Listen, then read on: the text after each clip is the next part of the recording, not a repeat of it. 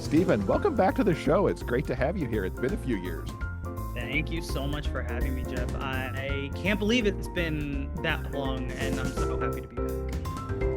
I'm excited we get to talk about the boyfriend subscription. I love this book so much. Cole and Teddy just really stole my heart, and you also used fake dating, and we'll talk more about that too, because it's one of my favorite things.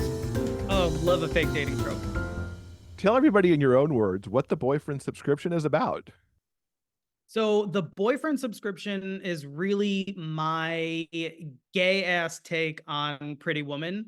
And Pretty Woman has been one of my favorite movies since I was in high school, and one of my best friends introduced me to it. And I had always wondered, like, oh, what would a gay version of Pretty Woman look like? And the older I got, and now, especially within the last 5 years or so, with OnlyFans and Twitter and every gay male posting everything in every online forum, and then figuring out how to monetize that, I just sort of started to think, like, I think there's an idea here, and I can combine that with Pretty Woman so that I can kind of turn it on its head. And now it's the sex worker who has all of the money and power in the relationship. But because it's a male romance, there aren't any archetypes really to play with, like heterosexual archetypes. So what if they're both in some way kind of the sex worker? And so that was kind of fun for me to play around with and build their characters off of that fun little role play I was thinking about in my head. It is an interesting spin, and as you said it, I kind of thought about that a little bit because I hadn't really focused on the fact that they're both, in a way, sex workers in this story. For Yeah. one of them, it is their job. It is the company that they built because it's sort of an OnlyFans meets kind of grinder sort of thing, sort of the way I looked at it. Yeah. Yeah, exactly. It's like a grinder, OnlyFans, in some ways like Match.com sort of a situation. So yeah, there was a lot of kind of taking what I knew from just like gay culture and playing around with that. And then thinking about Teddy, who is not a sex worker by trade or occupation, but in a way kind of finds himself in that position, just in that whole like fake dating trope. What was it about Pretty Woman that captured you so much as a teenager and then to bring it forward into your storytelling? I mean, I have to give all credit to Julia Roberts because I think she is just she's magnetic, and the gravitas that she brought to that role. And I think, I mean, that movie came out in 1990, I want to say. So I mean, listen, I was 4 years old in 1990, so I didn't know anything about anything. I was probably watching Disney Channel. But as I got older and contextualizing her character in that movie, it was for the time pretty forward thinking in regards to women in sex work, and the just the amount of like respect and power that she commanded and demanded in that role, I thought felt pretty groundbreaking. And I remember watching that as a teenager, just being like, yes, like go, Vivian. Like I don't know, I was drawn to her as a character. And that always stuck with me. And then, like every other movie that she's been in, her characters always tend to stick with me. So And you give such a nice nod to Vivian by making that Cole's last name also. yes. Well, it's interesting because when as you're reading the boyfriend subscription, Cole's legal name is Vivienne, and which is obviously like Vivian Ward from Pretty Woman. But when he changes his name to kind of separate himself from his family and his family name, he takes his first name and makes it his last name, and then comes up with a brand new first name to go by. So I thought that kind of history was interesting to incorporate into the character of Cole. How was it to play with all the Pretty Woman kind of tropes and ideas, but bring that into the 21st century? Because it's been, as you just noted, like 30 plus years since that movie hit. And so there's so much to evolve and bring up to date now. It was really fun, and mostly because I had an excuse to watch the movie and rewatch it. And it's always interesting to like watch something with an eye for analysis and not just like I'm going to sit down with some popcorn and just play something and enjoy it, but rather like, okay, I can enjoy this, but I'm also going to look at it with a very critical eye and then kind of dissect the story structure along with it. And as I'm doing that, thinking, okay, what can I use here? And then what's outdated? What doesn't really work in this context?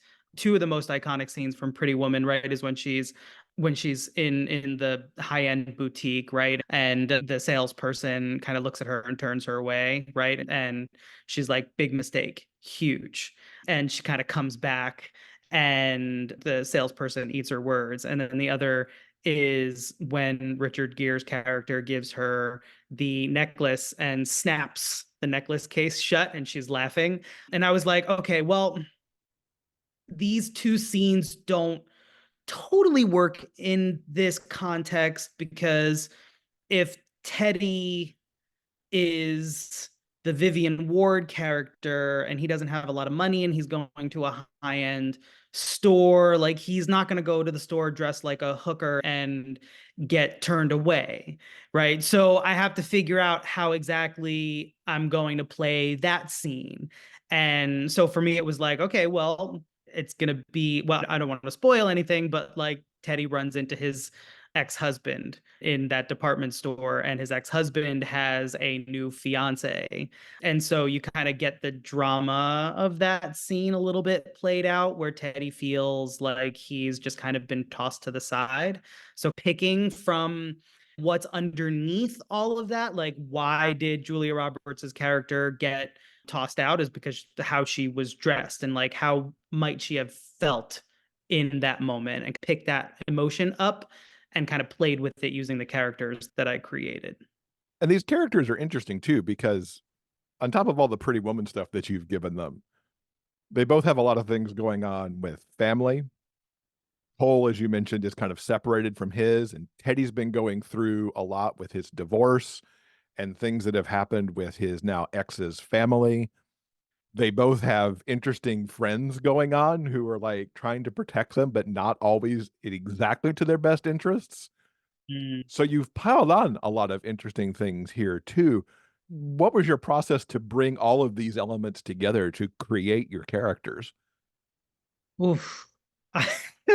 That's a really good question. And it was really just like, how do I kind of like how I approach any story? Like, how do I make these characters rich, round, fulfilling characters for readers? And like, okay, I got to build out not only their backstory, but who they have in their lives.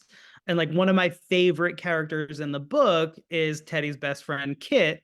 And if people are familiar with Pretty Woman, Vivian's best friend in Pretty Woman's name is Kit. So I'm like, I'm gonna take that and I'm just gonna plop that name right into the story. But in this story, she is a Black lesbian who is in a triad and she's afraid of commitment and moving in with her two girlfriends.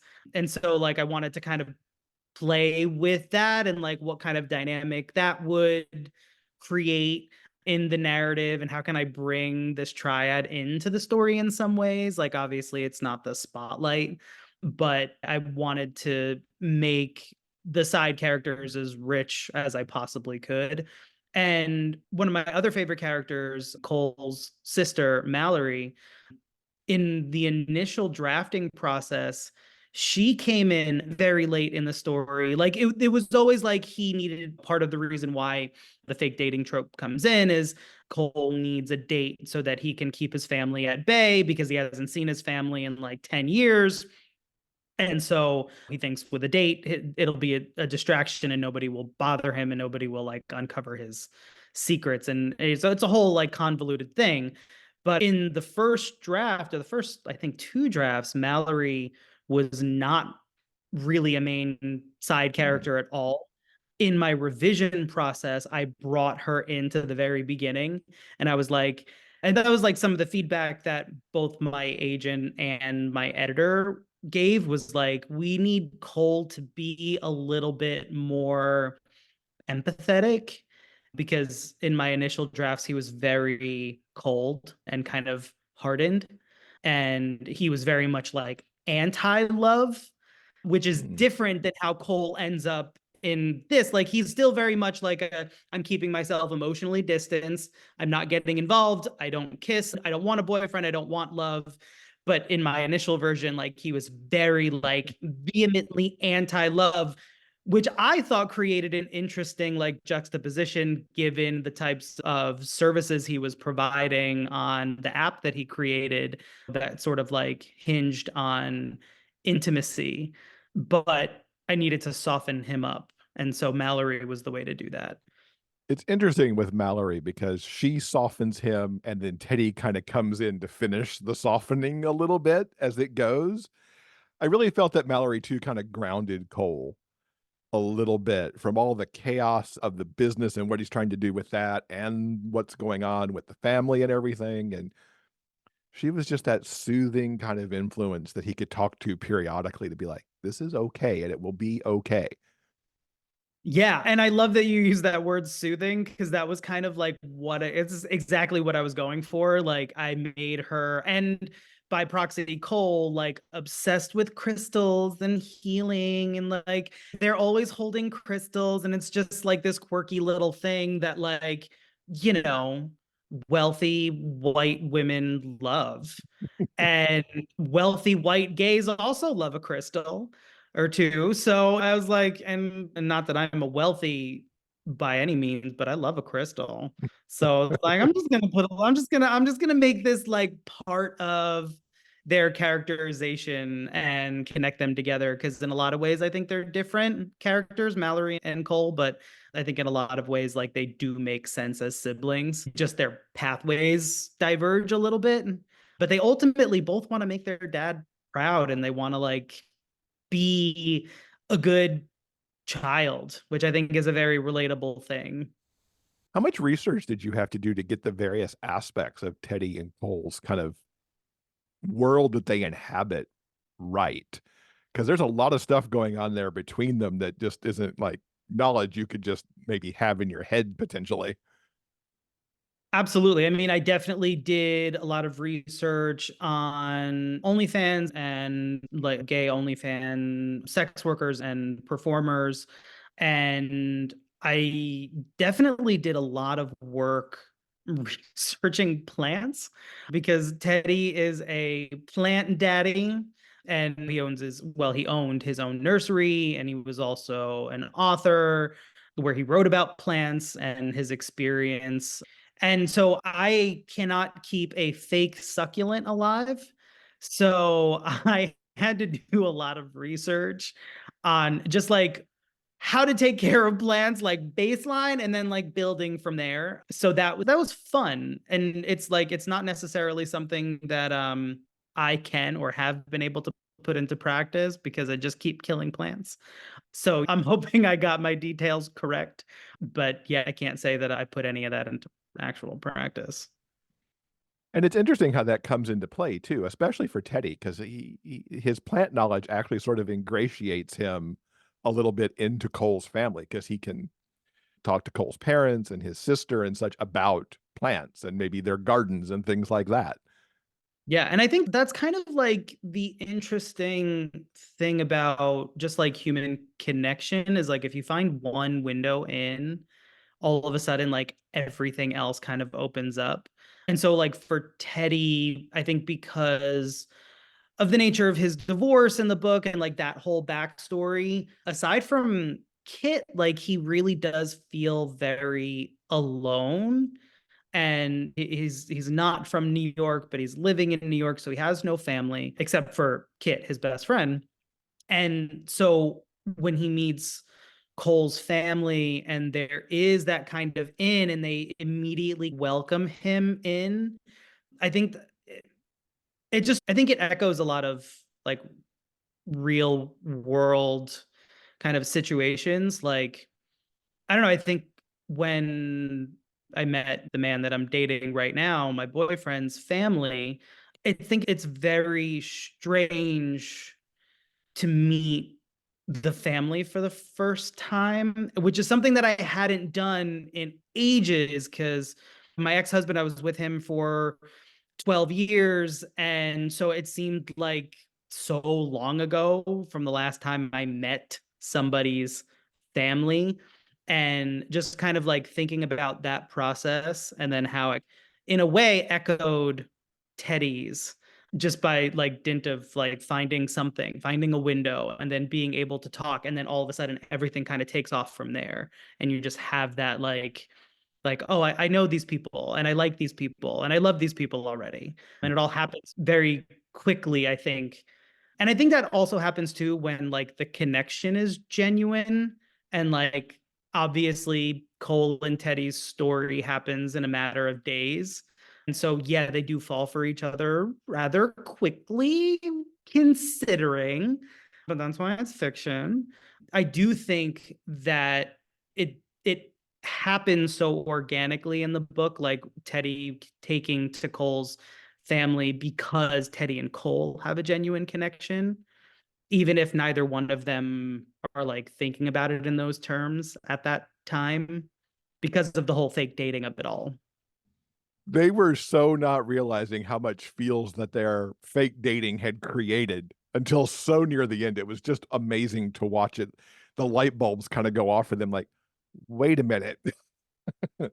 Yeah, that was an interesting thing to think about too, because I do think that gay relationships do tend to materialize and progress differently than heterosexual or opposite sex relationships. From my experience alone, like you can meet somebody and develop feels, doesn't mean feelings, but feels very quickly. And whether or not that continues obviously depends on whether both people are in the same place and all of that. But I do think that there is that recognition of feels rather quickly. And that kind of like creates a little bit more of a separation between boyfriend subscription and Pretty Woman, even though, again, Pretty Woman only takes place across a matter of days and they fall for each other very quickly. So maybe I don't know what I'm talking about. Well, rom-coms in particular, and I mean, a lot of romances have a very tight time clock. A few days, couple weeks, maybe a month, but it does Yeah. happen, I mean, fairly quickly just because otherwise you're going to write a really long book that goes on for a really long time. Yes, exactly. Or if you're having a book that you're just getting these vignettes and it takes place over a matter of months or years, and you're just getting little tiny windows into pieces of the relationship, which I think definitely works in a much more literary context Mhm. than your typical kind of romance setting type of context. What's a favorite scene of yours from this book? Oh, I really there's so many. It's I know it's that sounds ridiculous because I'm the writer. I should be able to pick something, or I should be like, no, I love everything equally. But I do. I think the scenes, some of my favorite scenes are definitely the sex scenes. I quite It is enjoy. very spicy and awesome. Yes. I definitely ramped it up a little bit and then had to cut back a little bit because maybe I was a little too far. So I was like, I need to rein it in. But some of those scenes were some of the most fun to write because it was like I can let go and they're so into each other, and once they acknowledge secretly that they are into each other and they can kind of let go sexually, I think the writing feels very fluid. Like every time I go back and reread it, I'm like, these are some really fluid sex scenes. And in some ways, like, sure, graphic, steamy, spicy, but also very beautifully written, if I do say so myself. But I also love the scene where they kiss for the first time. And I also love their first meeting, the when they towards the kind of middle or beginning ish of the book. I'm trying to remember what the hell I wrote. When they are at the steps of the Met and Teddy realizes that Cole is wearing a leather harness. And so that scene is one of my favorites. It's like one of the ones that stuck out to me because I had that visual in my head when I first started writing it. Like that's where things are really going to take off and there's going to be a harness involved. I could just envision that like written on the outline somewhere. This is where it takes off, and there's a harness in this scene somewhere. Someone wears a harness and maybe both of them end up wearing a harness. Who knows? I love the Met thing because it was such, I think, a traditional idea of what New York glamour is. There's like the events that happen, but then there are some like the Met that it just feels very glamorous and important. And for Teddy to get to go to that with Cole, it was just like, oh, it was almost like a Pretty Woman moment, but not pulled from that movie. They had other glamorous things that they did there. Exactly. Yeah, that was something that I was really trying to look at, like, okay, what are some iconic New York City locations? And then what are the ones that are really going to work for me in this book? And like what feels maybe either too contemporary or what feels outdated, and like just going back and forth and trying to figure out, like, okay, the book doesn't only take place in New York. We do, I mean, in New York City, it does go a little bit outside the city into Westchester, but I wanted it to feel very recognizable, but not necessarily something like cheesy and touristy, I Mhm. guess. Even though obviously there are millions of tourists who go to the Met. It really, like you said, it just felt more like classic New Mhm. York for me. We were talking before I hit the record button on this interview about the book, and you told me that there was a lot left on the cutting room floor. Something like 20,000 words got removed out of this book, which, that's not insignificant. What's something favorite from the cutting room floor? So the original backstory for Teddy's character, his ex-husband, there was a lot of like really beautiful backstory about him and his relationship with his ex and how he met his ex and how his ex encouraged his love of plants and helped him to kind of open up his nursery. And in the original draft, the ex-husband dies. That's a And much different spin on things. very different, very, very different. And actually, in the original manuscript, Teddy had two exes. He had one nice ex who was this kind of like supportive, whatever. And then he had kind of the dick ex. And the dick ex ended up staying in the book. And the nice dead ex ultimately got the chop. And I kind of took some of the characteristics and some of the backstory and blended it together as best I could. But there were a lot of flashback chapters specifically around Teddy. And there were a couple of flashback chapters of Cole that ended up getting mostly chopped. There were a little bit of like Cole and Teddy backstory that you get kind of interpolated into the present day narrative. But yeah, I hated losing all that backstory.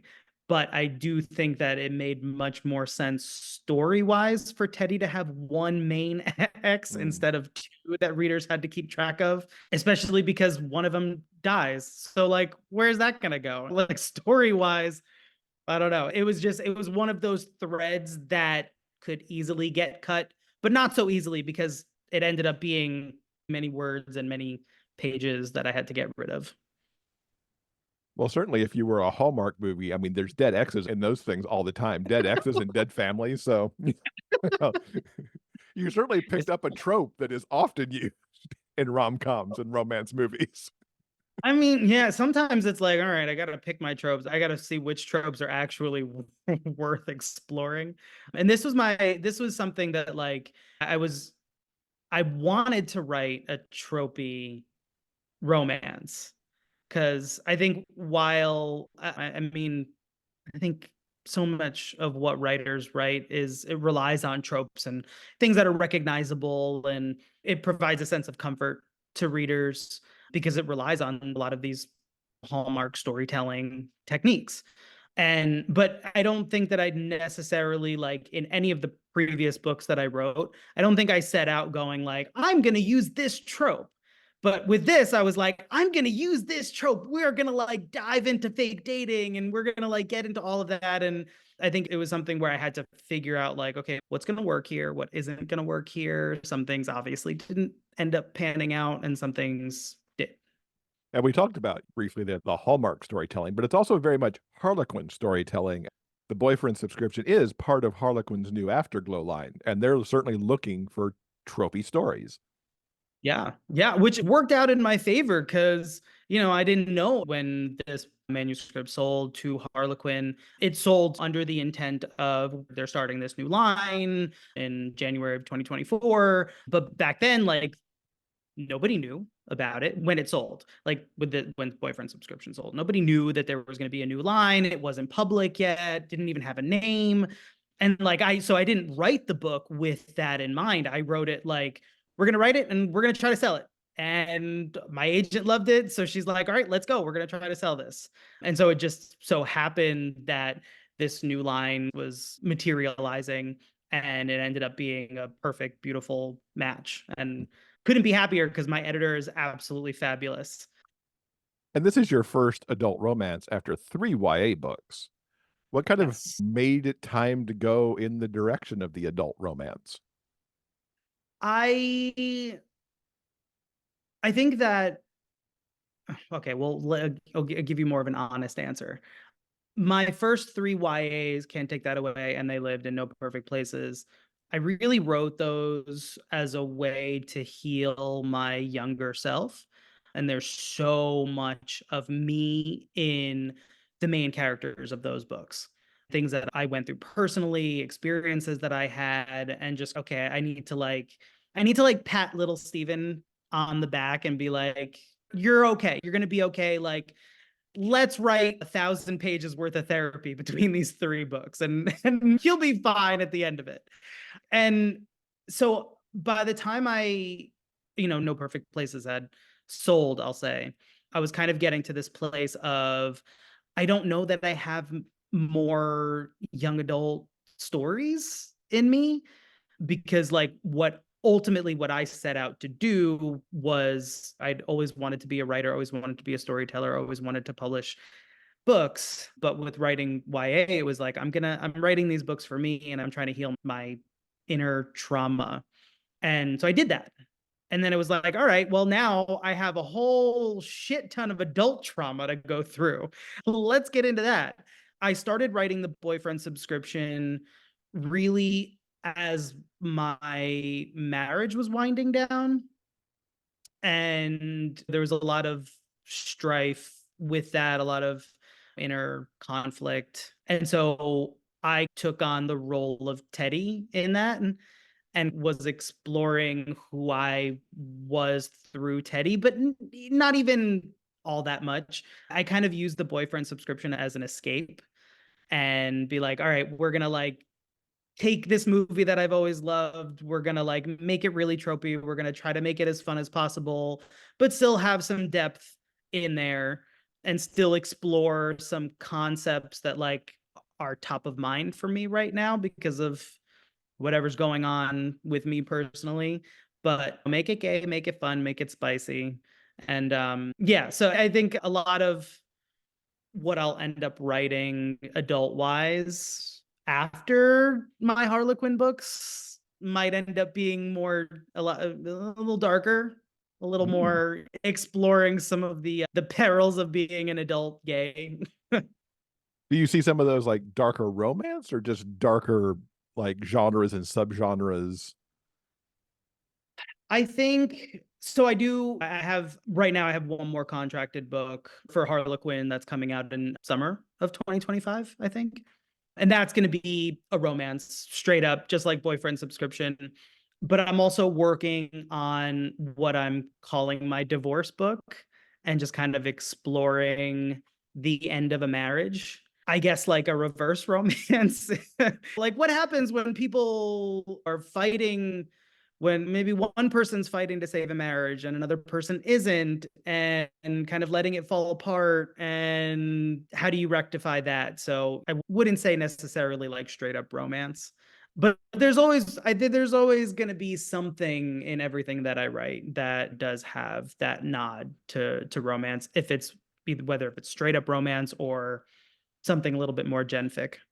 Can you tease us anything about the 2025 Harlequin and what it may be? I don't know if I can give the title, even though it does have a title, and it's very reminiscent of the Boyfriend Subscription. So it's 3 words. It's kind of it's falling in line. So like when you see it, you'll be like, oh, okay, that kind of makes sense. It kind of goes together. I But I feel like we will should play charades now. I know, You right? All could have right. phrased it Three that words. way. First word is the, and it I think what I can say is it is about a side character in the Boyfriend Subscription who becomes main character in this next book. So for anybody out there who has read or wants to read the Boyfriend Subscription or is reading, you'll meet Cole's ex Nico right towards the beginning of the Boyfriend Subscription. And so we're going to get his story Hmm. in the next book, and it's gonna be like a reality show dating slash marriage competition type of a thing. So that is, I don't even Oh, know if I could say that, fun. but that's what I'm saying. I'll tell Harlequin I forced it out of you. Maybe my editor will be listening and they'll email me being like, oh my God. I love that it's connected because, like any good romance, that means we're going to get a little bit of how Teddy and Cole are doing in there too. Because I really envision them as turning into this really cool power couple. I kind of do too. And you'll know the way I have it, it's planned out is you'll know pretty soon into the next book what ends up happening with Cole and Teddy. Nice. So, in addition to all the writing that you do, you also run Queerative Writers. And Hmm. here's where you're working with queer writers. You offer courses and editorial services. Tell us a little more about that and how you started that up. Yeah, so it's something that I've wanted to do for a while. And I teach college writing. I've taught college writing since 2012. And it's something that I went to school for. It's been my career. I know how to teach writing. I ran a writing department, but I also am feeling like maybe perhaps my career in higher education is winding down, mostly because it's just a lot of bureaucratic shit. And I'm finding that I'm teaching creative writing less and less. And I don't know if it's just not getting offered as much, but my heart lies with creative writing. So I decided to create my own business, Creative Writers, where I run online virtual creative writing workshops. It's aimed toward queer writers, aspiring writers, but anybody can take a course. There was nothing out there that was specifically geared toward queer LGBTQ plus aspiring writers. And I do think that from my experience in writing courses as a student in grad school, there's a real difference in how writing is perceived by straight het teachers and other, straight cis het students in the class when you're being workshopped and your work is being read by everybody, because the queer experience is a hell of a lot different. Yeah, sure, there's a lot of crossover, there's a lot of similarities. Like, the world for me is the world for you and you, but we experience an additional layer of shit. And we see things through a different lens. And a lot of that does come out in the writing. Like, I don't, it's no secret that I don't write my books for straight cis het people. I write them with gay readers in mind. I hope that everybody reads my stuff, but I'm writing it for queer readers. And so I wanted to create a safe space for writers to explore themselves, explore their work in a space where they're not going to be judged through a cishet lens. Hopefully some of the writers and aspiring writers that we have in our audience will go check out the offerings that you have going on there. Yeah, that'd be wonderful. I took a little bit of a break, but I'm looking to get some courses up and running in the next couple of months, because I'm on deadline for lots of stuff right now, and I'm teaching a full-time course load. So I'm like, oh my God, I have no time to also teach virtually. And so I'm trying to do a little bit of a balance. So I'm hoping that I can eventually like step away from higher ed and focus more on creative writers. That'd be awesome. Yeah. It definitely fills a niche that I don't think anybody else is in, or if they are, they're keeping it hidden to themselves at the moment. Of course, we love to get recommendations on the show. What are you reading or watching that our listeners should check out if you've actually got time to do any of that between everything else you just mentioned? I mean, my reading has gone downhill because of I haven't had much time. But I will say there are a couple of books that are coming out this year that I'm obsessed with. So in the YA space, Matthew Hubbard, he's a debut author, and his book, The Last Boyfriend's Rules for Revenge. It feels very like Mean Girls, but gay and without the bitchy main characters. The main characters are so lovable. That book comes out, I'm pretty sure it's end of April. But that book is so good, and I can't wait for people to get their hands on it. And in the adult space, Nicholas Di Demizio, his third book is coming out from Source Books, Casablanca, Nearly Wed, which is about a gay engaged couple who takes an early moon before the wedding. And the main character is like a chaotic millennial who writes for like a BuzzFeed type of publication. And his fiance is a Gen X doctor, so there's a little bit of an age difference there. And the way they live their lives, like the main character is very visible online, and his fiance is not at all. And so it's a lot of like relationship testing stuff happens while they're on their early moon. And it's like, are they right for each other? Will they make it to their wedding? And it was a beautiful book, and there's so much exploration of like, I think what a lot of like gay relationships are or have experienced, and a lot of like the tests of that. So I can't recommend that book enough. I just read it. I mean, Nick is one of my closest friends. I've known him for closing in on 11 years now, but I hadn't gotten a chance to read Nearly Wed until over New Year's when I was away visiting family. And I finally got to sit down with it, and I was just blown away by it. It's so freaking good. It's always amazing to see your friends just do amazing work. Yes. Yes. It's incredible. It really is a wonderful thing. And we talked a little bit about your new Harlequin coming in 2025. What else is coming up for you? You said you were working on 2 books. What else have you got? Yeah, so also coming out in 2025. I don't know exactly when just yet. I want to say like also summer of 2025. So I might have 2 books out summer 2025, like within very close proximity, which gives me a lot of anxiety because that means I'm going to be very tired. But my next YA, Lemon at First Sight, is coming out, and that is it's very loosely inspired by My Best Friend's Wedding, continuing the theme of my love of Julia Roberts, where the main character, Fielder Lemon, is going to his older cousin's destination wedding in Amalfi, Italy, and he finds out that his cousin is marrying his ex-boyfriend's older sister.